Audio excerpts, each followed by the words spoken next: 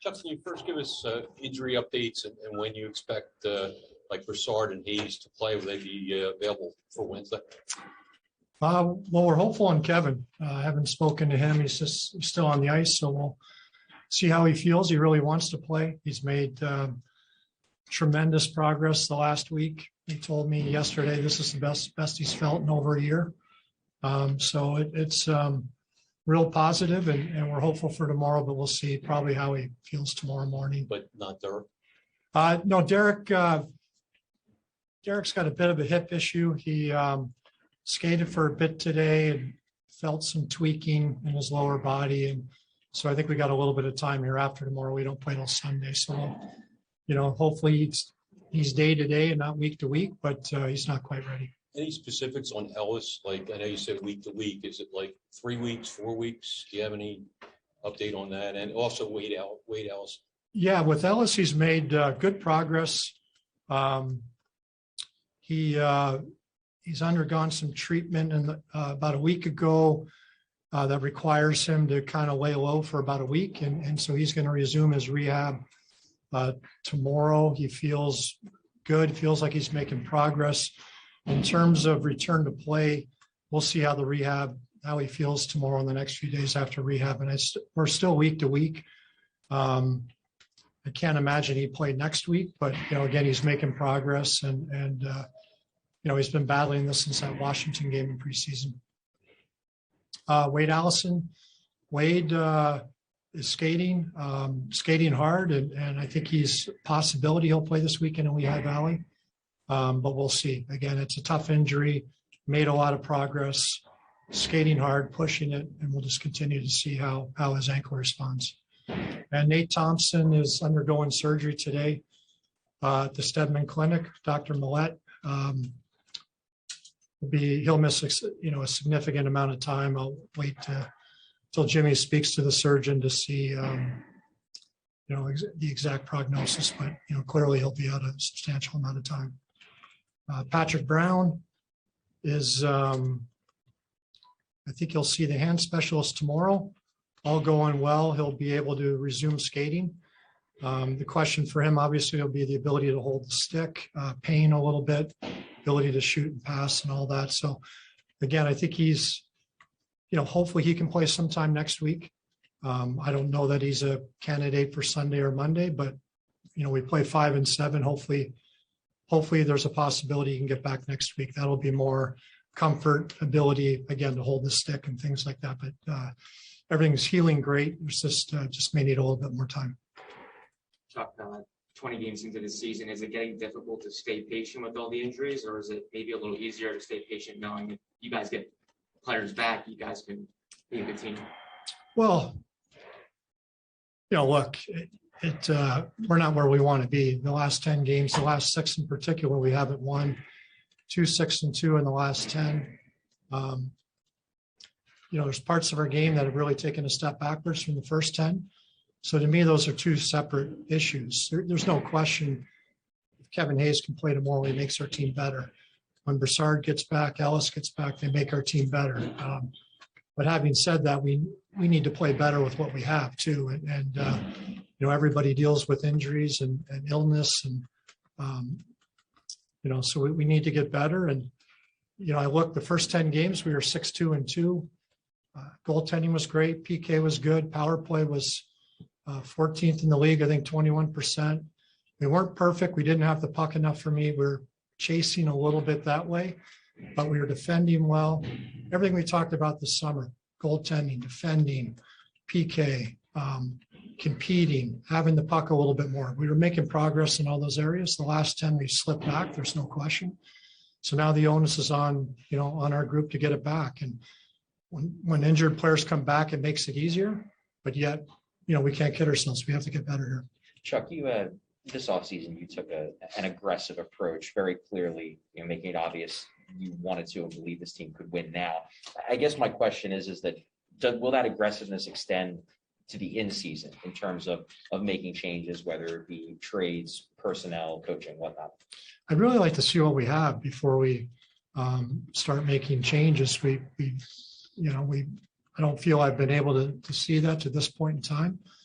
And, but, we're always looking. I'm talking to teams every day. If there's ways to make us better, we'll look at it. But right now, if you just look at how we played the first 10 games versus the last 10 games, clearly, one segment was way better than the other. So we've shown the ability to play better than how we are right now. And that's the most important thing. We got to get back, got to get playing better. And, and then from there, we'll get a sense of what we really are, and then we can make those decisions.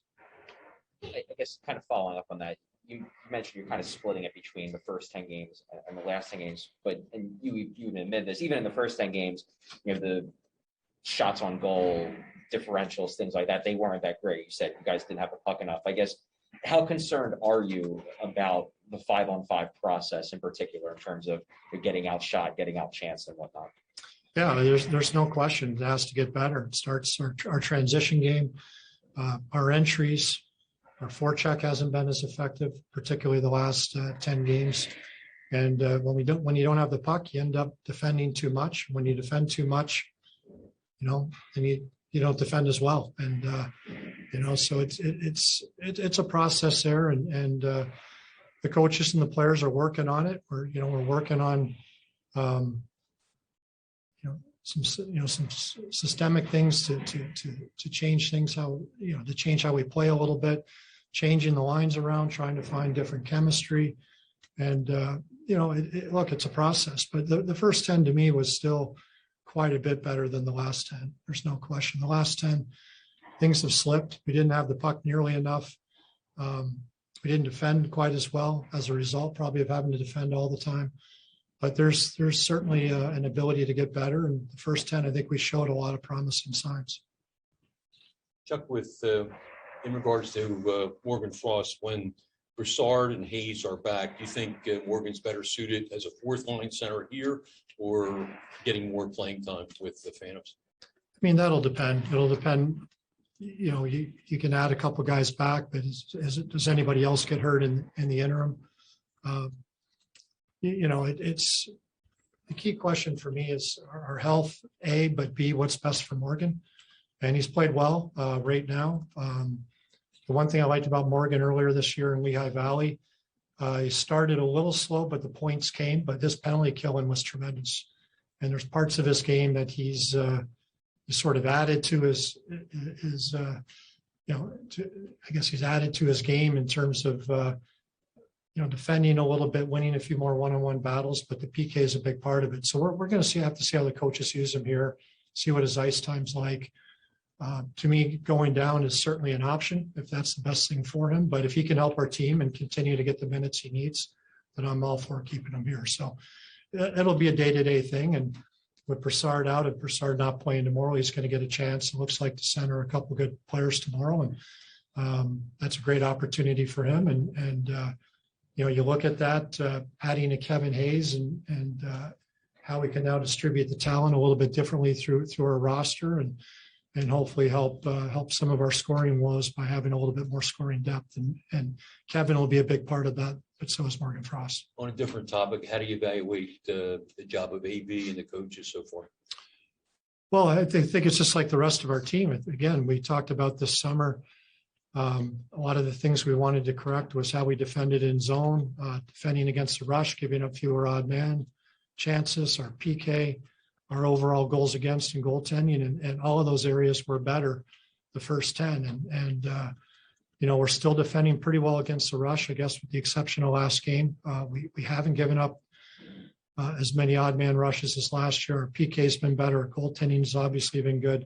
So there's still been some areas of improvement, but the last 10 we slipped in a lot of areas. So, I think it's coaching, players, all of us, we're all in this together and we have to continue to push. And, and the one point here that I think is pretty obvious too, it can go both ways, but I think the last 10 games we've played 7 top 10 teams. This is the toughest part of our schedule. So on the one hand, clearly we have some work to do if we want to compete with the top teams in the league.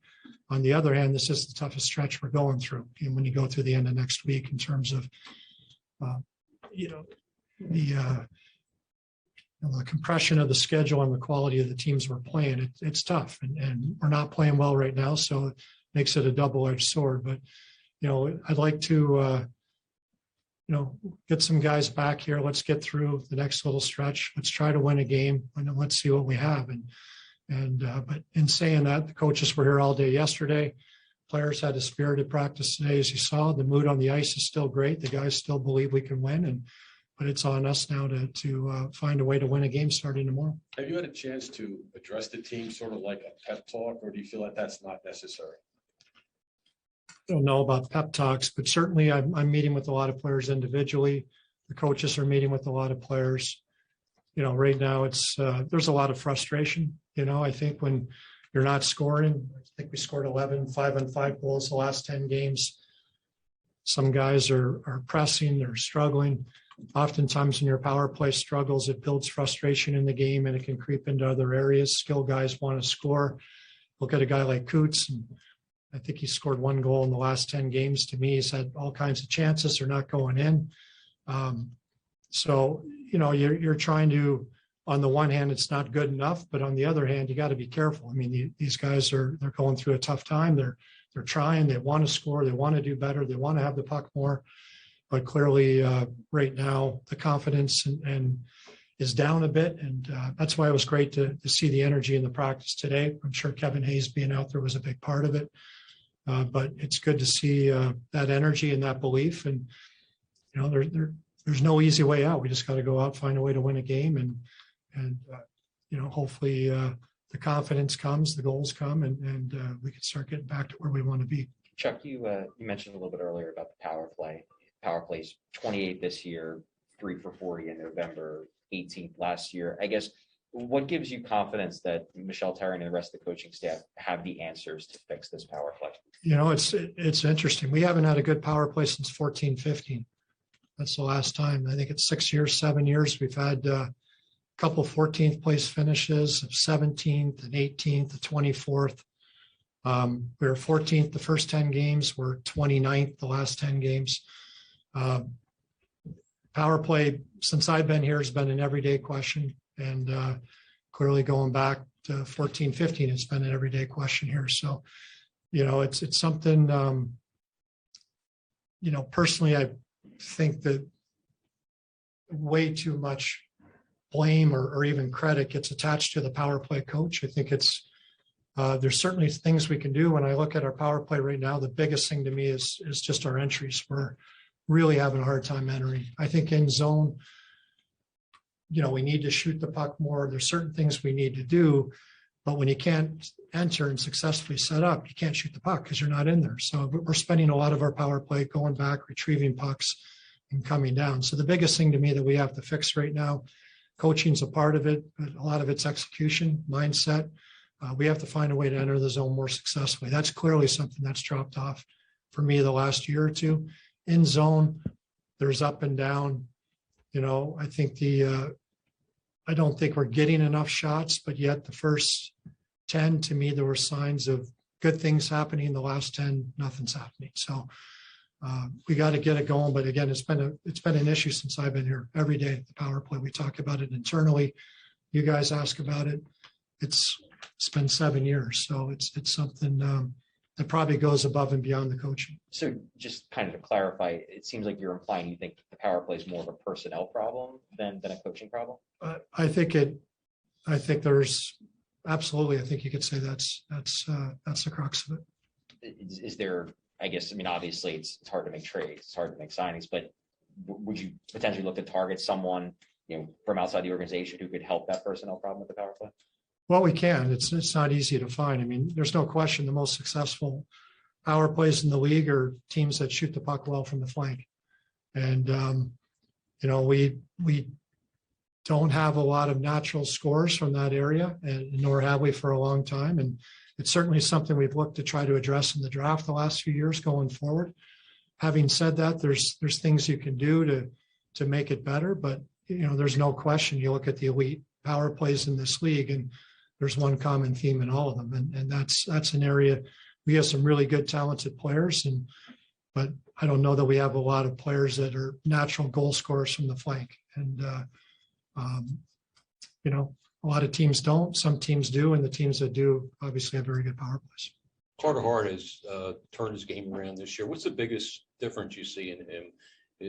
Is it something that you see in body language and, you know, a more confident player, or something else that you see with him?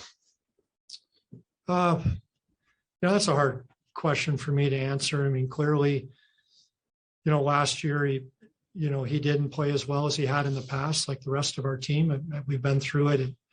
It's different circumstances, I think, impacted people differently.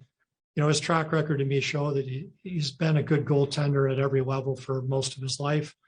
Last year, he didn't play as well, but he worked hard at it this summer. I think he had a plan. He and Kim Dillabaugh and his goalie coach back in Edmonton got together. They had a great plan. Carter has always worked hard. He put the time in, and he's played well. And, but I personally, my expectation was that he was going to bounce back. He's playing as one of the better goaltenders in the league right now, and that's great for us. And it's a tough position, but he's a guy that we have a lot of faith in, and you got to give him credit for the work he put in. We got a long way to go. We'll see. And going forward here, we're going to have to try to play better in front of him and have the puck a little bit more often, because we're putting a lot of pressure on our goaltenders right now. How much did the COVID situation affect the Phantoms, and is that getting back to normal up there? The COVID situation, we have one player in COVID protocols there, to my knowledge, unless something happened today. I will say this, that I feel bad for Lappy. I think his team's just been absolutely decimated by injuries. We've had a couple up here, like every team. They've been decimated, just decimated. You look, I think 6 of their top 8 or 9 forwards have been out, and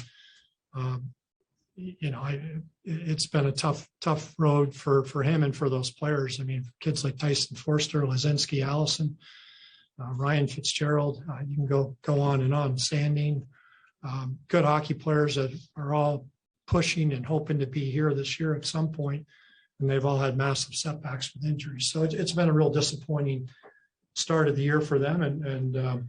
But COVID, I mean, I want to be careful what I say here. We've been it just seems like it's everywhere right now again. But to my knowledge, we only have one player in the COVID protocols right now down there. And we'll hope to do the best we can to keep that the case. Chuck, you've talked a lot today about the idea of kind of wanting to see the team as a whole, before changes are made, before anything happens, the idea of getting guys like Kevin Hayes back and maybe Ryan Ellis. Is there a point, though, if things, you guys have obviously lost 6 straight, if things keep spiraling in this direction, that you would consider a coaching change in some regard, or is that not in the cards in your opinion? No, look, the way I've always operated is, you look at our group, and again, I've broken it down into 10-game segments just because I got the last 10-game segment this morning. I've been looking at it all morning. I compared it to the last one. The way we played the first 10 games, obviously, as you pointed out, shot share, having the puck more often, there was clearly some areas we need to work on. I do think that a player like Ryan Ellis, we got, one player shouldn't be enough to sink our team, but Ryan Ellis is an elite puck mover. He's elite in transition. He would allow us to put everybody in the right chair. I do think there's ways where that part of the game can get better, but I saw enough in the first 10 games to know that we can be a good team in a tough division that has a lot of work to do. The last 10, we haven't played nearly as well. We have to improve internally. There's a lot of areas we have to get better in, and we're working hard at it. This is a week that is a critical week for our team. And that, I mean, we have a very tough game tomorrow, but we get a couple of days off and we get 3 practice days. We get all kinds of time for video, all kinds of time for guys to rest. We get a chance to integrate Hayes and possibly Broussard during this time. So, to me, this is a massive week to get our house in order and to push back, because it's 5 and 7 next week, and the games are coming fast and furious, and we're going to have to be a lot better. But clearly, we have to get better, and we have to start winning games, and that's just where our focus is. Talk about internal improvements and help on the power play. You've got Cam York down in Lehigh. Is he an option that you could bring up? Just, he's been an offensive player throughout lower levels, and he did play well the 3 games he was up here last season after he signed. Is he an option that you could maybe look to, an offensive guy, a power play guy? Well, he's out right now, unfortunately, and I think he'll be able to start skating by the weekend, I believe. all going well. And so we'll have to see where he is coming back from that. He's a guy that I'm not sure if he's lost weight or where his conditioning's at. And going into this year, and I think I mentioned this earlier, the whole idea behind this was, at that point, we knew Lazinski was out. We didn't know about Allison. The whole idea was, let's go sign a Broussard, let's sign a Yandel, let's sign a Thompson, let's sign these older players on one-year deals to give us some experience, to give us our coaches some versatility, but more importantly, to give us some depth. So if our young players aren't ready, or if we want to give them more time, we can. And then by the second half of the year, if the young guys are ready, that's great. Now we got these young guys are ready to play, not just wear a jersey, but they're ready to step in and play. And Cam is exactly that. And, we wanted to protect our team, make sure we had the experience, make sure we had the depth, but also giving these young guys an opportunity to play a lot, get their games to a high level. So when we did bring them up, again, they were confident and there was a little hesitation in bringing up from my end, bringing up Morgan Frost last week because he was really starting to go. And I kept thinking, geez, another 2 or 3 weeks would be great. But you get to a point, you have to reward the right player. And so we want to get Cam to that same point. But he had a little bit of a setback in terms of the health. We're hopeful that he'll bounce back quickly. But clearly he's a guy in the future coming through the ranks. He's been great at retrieving pucks, great in transition, and a guy that's been able to play in the power play. And all of those areas are areas that we need help in. And we anticipate he'll be a big part of why we get better in those areas going forward. Players put pressure on themselves when, for whatever reason. Do you put pressure on yourself when you see that things aren't going quite the way that they should? Well, of course. Again, as I've said, I'm responsible.